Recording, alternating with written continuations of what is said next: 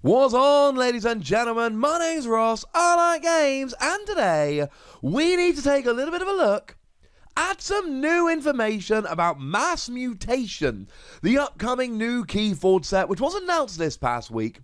And it was a Crucible cast, and there's some other things going around, and we've got some new information. A lot of it frustratingly incomplete, but we've got some stuff we can have a look at. Now, first things first, and this is the most exciting one for me, Cephaloist.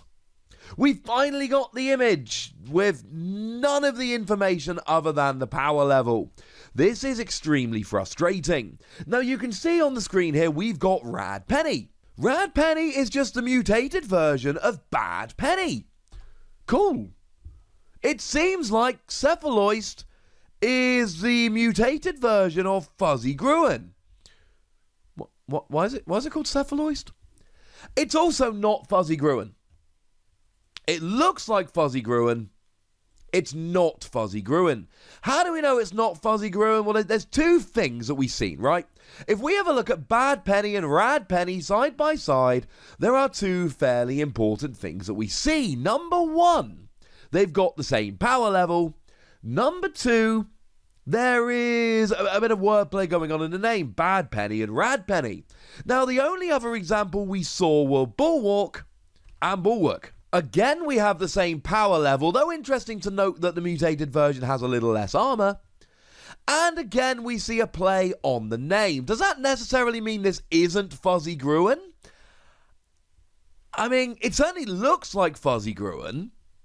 But the fact that it's got a vastly different, not even remotely similar name, and the fact that it somehow lost a power, how can that Fuzzy Gruen have gotten buff and less powerful? Now, I was very clear on my previous video, I wanted to call this Buff Gruen. I saw Buffy Gruen? No, Buff Gruen. But it's not Fuzzy Gruen. Now, what I do kind of love is that in Fuzzy Gruen, you've got, hey, I'm reaching out and I'm trying to find a butterfly.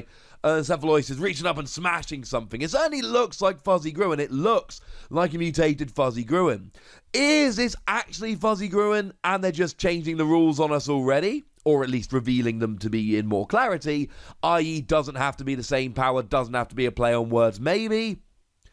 But from Rad Penny and Bad Penny and Bulwark, it certainly seemed like they were setting down some rules for the mutations. Are they really breaking them here? Or is this a similar creature that actually turns out to be a little bit different? The answer is, But can it not be Buff Gruen?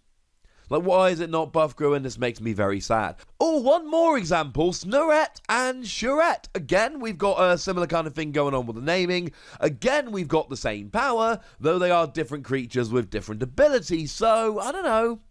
This doesn't look to me like a mutated Fuzzy Gruen, because it doesn't follow the rules of any of those three mutations that we've seen so far. Maybe I'm reading too much into it. What else do we have here? We have actual examples of those enhanced icons. We were told we were going to be getting some of these on the Crucible cast, and we've got them. You can see here Observ-u-max, don't worry, I've got a better picture of that, we'll see in a minute, which has a bonus amber and a capture amber. Now, very important to note that the amber capture, it says that when this symbol comes up, any friendly creature may capture an amber. We've got a card there which we know is actually called Rapid Evolution, which has got an amber bonus and a damage bonus. Although it seems to be like it naturally has an amber bonus. It looks like when they've naturally got the amber bonus, you've got that kind of Pac-Man looking thing. And then you've got the anomaly looking thing where it's an enhancement. That's pretty important to note. And then we've got an unnamed Untamed card, which gives you, well, just an extra draw a card. You get to draw one extra card. Remember, the enhancements are, well, they're all on the screen now. We've got amber, damage, draw a card, or capture an amber. Now, annoyingly, this isn't actually the first time we've seen this Untamed card. It was on the collage we were shown in the article right after the reveal on Thursday, but they covered up the name for it then as well. Boo. Never mind. So, that's the enhancement icons. That's what they look like on cards. Remember the rules. They are limited to 5 per card, just because that's how many will physically fit on the card. But they are not limited to 5 in your deck. You can have, they said on the reveal, 25 or more. Now, as a quick reminder of how these actually work, if we have a look at, for instance, Hystracog here, what we see is it's got enhanced 3 damage icons. That means that if Hystracog comes into your deck, 3 cards in your deck will have damage icons on. And it could be all on 1 card or 1 on 3 different cards, etc. If you get the card with enhancement, those enhancements will then, think of it as they are sent from that card onto random cards in your deck. And they therefore give potentially completely unique cards. You could get the only Snufflegator in the entire game that's got 2 amber, 2 capture, and 1 draw a card, which is very cool. Of course, we are going to get some Legacy Mavericks. At some point, someone's going to get a Legacy Maverick with 5 of these enhancements, and they are going to be among the coolest cards in the entire game. Now, there are some cards which have actually been revealed, although they're not giving us great looks. Now, the one we can see is Observ-u-max. It is a Grand Star Alliance card that seems to naturally have an amber bonus. Now, the version we've got here actually has an amber and a capture. The capture is definitely an enhancement. I've not seen amber as an enhancement yet. Or maybe we have, we don't actually know. I believe if the amber was an enhancement, it would look like the capture symbol, just without the line going through it. So it seems to naturally have an amber bonus. It is a Grand Star Alliance upgrade, and it reads, this creature gains Fight or Reap. Capture 1 amber. Not bad. I mean, look, it's the Grand Star Alliance. We're expecting them to have a bunch of upgrades. And similarly, we really want them to have amber bonuses because we've got that transporter platform card that lets you pick up 1 creature and all upgrades attached to it. So the more upgrades you've got with amber bonus, the more often you can pick them all up, play them all back down for the amber bonus. As for the capturing an amber, I think it's fine. Look, it's an upgrade that gives you an amber bonus that gives you a capture an amber when you fight or reap, i.e. unless you use an action, you're capturing an amber. It's a really nice upgrade that I expect to put in a lot of work and a lot of fun. The other card we saw revealed on the Crucible cast was Rapid Evolution. Now, we didn't get a good look at this, and you have my word that I sat here flicking back and forth and print screening over and over again. This is the absolute best look we got at Rapid Evolution. Gives you an amber bonus, and it's got a damage, but the damage is an enhancement. I believe that the amber here is a standard thing that always comes on this card. And it reads, choose a creature, give it a +1 power counter for each amber. And we don't know how to finish it. It either says, each amber you have, or each amber on this creature. And we don't quite know what it is. Now, I'm willing to bet it says give it a +1 power counter for each amber on it, because otherwise it would say give it a power counter for each amber in your pool, and I think in your pool would be too long to stay on that line and would go into another line. The phrasing they would use would either be each amber on it, think Centurion Stenopius as an example of that particular phrasing, or it would read each amber in your pool, think the lovely Marmoswarm as an example of that phrasing. So, if we look at the amount of space left on the card and the fact that it doesn't go into a third line, I think that gives us a pretty good indication that it is given a +1 power counter for each amber on it, which makes it an extremely situational card.